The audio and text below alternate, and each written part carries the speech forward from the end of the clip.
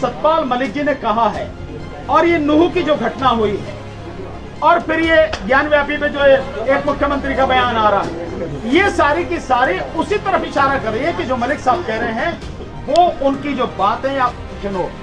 यहां तक कि खुद प्रधानमंत्री नरेंद्र मोदी क्यों ना हो, कानूनी कार्रवाई होगी, जेल के अंदर दिखेगा, कोई भी होगा। आप जेल के अंदर की बात कर रहे हैं, चेतन सिंह ने तो पुलिस चेतावनी दे दी कि भारत में रहना है, योगी मोदी कहना होगा, डाल लेनी चाहिए, तो पता लग जाए कि उसके खिलाफ कार्रवाई हो रही है। कहाँ है वो, ये बताओ। अभी कहाँ है वो ये कह के मुख्यमंत्री बन गया या जेल में बन गया, ये कहाँ है? जेल में है ना। एक संकेत तो दिया ना कि भारत में अब रहना होगा, डर के खौफ के माहौल में रहना है, योगी मोदी कहना है। जो ऐसे कहेगा वो जेल में होगा, जैसे ये है। आपको अभी आपने देखा होगा मणिपुर के मसले पर जो सुप्रीम कोर्ट में चर्चा हो रही है, आप सब लोग उसे देख रहे होंगे। उसमें एक बहुत बड़ी बात आ रही है, सीजेआई साहब बार बार कह रहे हैं कि जो चीज सोशल मीडिया पर उपलब्ध है, जो इंफॉर्मेशन वहां उपलब्ध है, वो इंफॉर्मेशन सरकार के पास क्यों नहीं है। यह बात बताने का मकसद मेरा यह है कि आप जो काम कर रहे हैं उस काम को कोर्ट भी देख रही है, चीफ जस्टिस ऑफ इंडिया भी उन सारी चीजों को देख रहे हैं।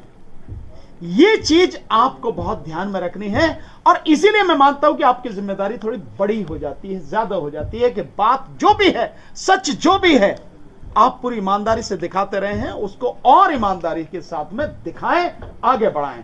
देश को बचाने में आपका बड़ा योगदान है। सर, नूह में करीब एक मैं जाकिर भाई की बात का एक जवाब देना चाहता हूं। देश में सांप्रदायिक सौहार्द है ही, ये लोग खराब करते हैं, सिर्फ आरएसएस और बीजेपी के कार्डर्स खराब कर रहे हैं। तो इसीलिए अगर इनको पकड़ के जेलों में भिजवा दिया जाएगा, इनको आतंकवादी संगठन घोषित कर दिया जाएगा, तो सांप्रदायिक सौहार्द की रैलियां निकालने की आवश्यकता ही नहीं पड़ेगी, क्योंकि सांप्रदायिक सौहार्द तो है ही।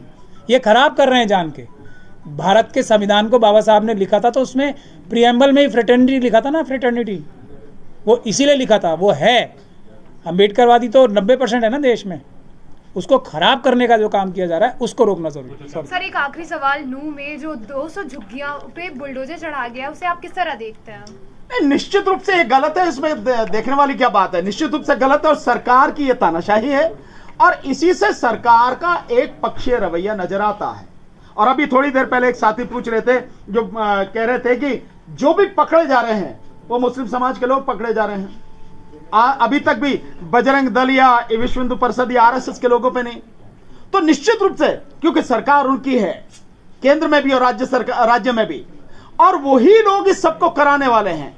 तो जो लोग हैं करने वाले, जो आतंकवादी हैं, जो अपराधी तत्व हैं, जो गुंडे हैं, जिनको बुलाया गया, जो 150 से ज्यादा गाड़ियों में भरकर वहां पहुंचे हैं, ये सब कुछ सरकार के द्वारा कराया ना। तो सरकार अपने ही गुंडों को कैसे बंद कर लेगी? अभी तो उसे और भी उन गुंडों से काम लेना है ना, इसलिए उनके खिलाफ नहीं कार्रवाई। लेकिन इसका मतलब यह नहीं है कि उनके खिलाफ कार्रवाई नहीं हो सकती, या वो अरेस्ट नहीं हो सकते, या वो जेल नहीं जा सकते।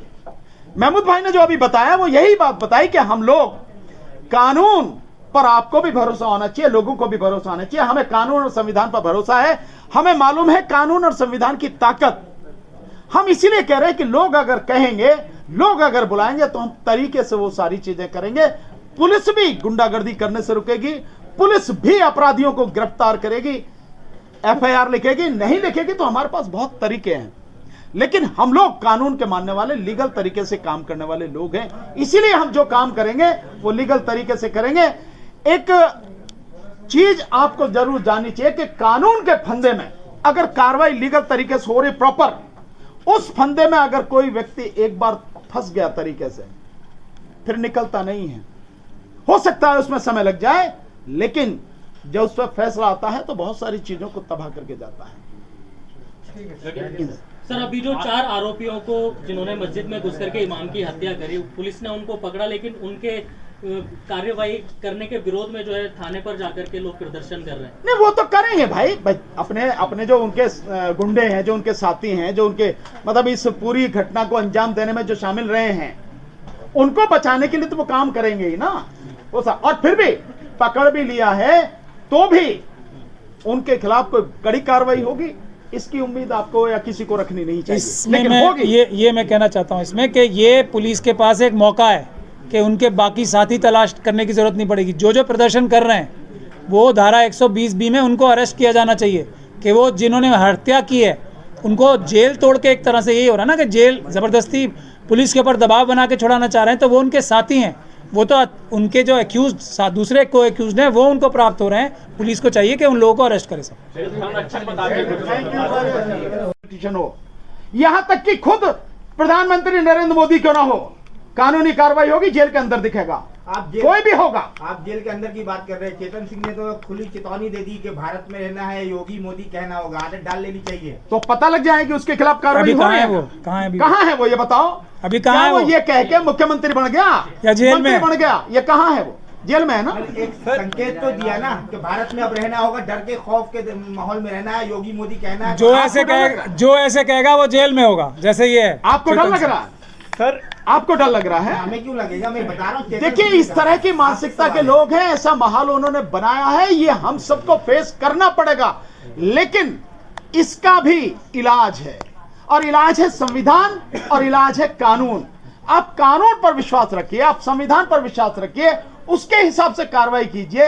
मैंने आपको बताया ना कि जब लिखित में कानूनी कार्रवाई होती है उसका असर बड़ा गहरा होता है, बशर्ते आप करें तो जो ये कह रहा था कि हिंदुस्तान में रहना है तो योगी मोदी कहना है, अब योगी और मोदी जाके उसे छुड़ा लो जेल में से, अब वो जेल में पड़ा है सर। अभी ना नहीं है, अंदर वीआईपी ट्रीटमेंट मिल रहा होगा उनको, क्या कोई देख नहीं जा रहा? आप देख के आओ, मुझे मोदी जी को, मोदी जी जब जाएंगे उनको भी वीआईपी ट्रीटमेंट मिलेगा, चिंता सर मत अभी करो। एक ना उन्हीं की जेल है, और सर उन्हीं के लोग हैं, कुछ दिन बाद वापस आ जाएगी। जिनकी जान जानी थी वो तो चली गई ना। नहीं, निश्चित रूप से तो ये माहौल खराब किया गया है ना। इसी माहौल को ठीक करने के लिए मैं बार बार ये कह रहा हूं कि इस सरकार को, मोदी सरकार को और भाजपा सरकार को, जहां कहीं भी है वो, केंद्र के अलावा राज्यों में भी जहां कहीं, इनको उखाड़ के फेंकना पड़ेगा।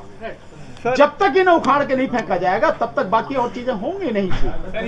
देखिए, मैंने शुरू में ही कहा, आप शायद लेट हो गए, मैंने शुरू में ही कहा कि ये जो सतपाल मलिक जी ने कहा है, और ये नूह की जो घटना हुई है, और फिर ये ज्ञानव्यापी में जो एक मुख्यमंत्री का बयान आ रहा है, ये सारी की सारी उसी तरफ इशारा कर रही है कि जो मलिक साहब कह रहे हैं वो उनकी जो बातें या उनका जो मतलब शक है, जो वो संदेह कर रहे हैं, या जो उन्हें ऐसा लग रहा है, जो संभावना वो व्यक्त कर रहे हैं, वो सही हो सकती है।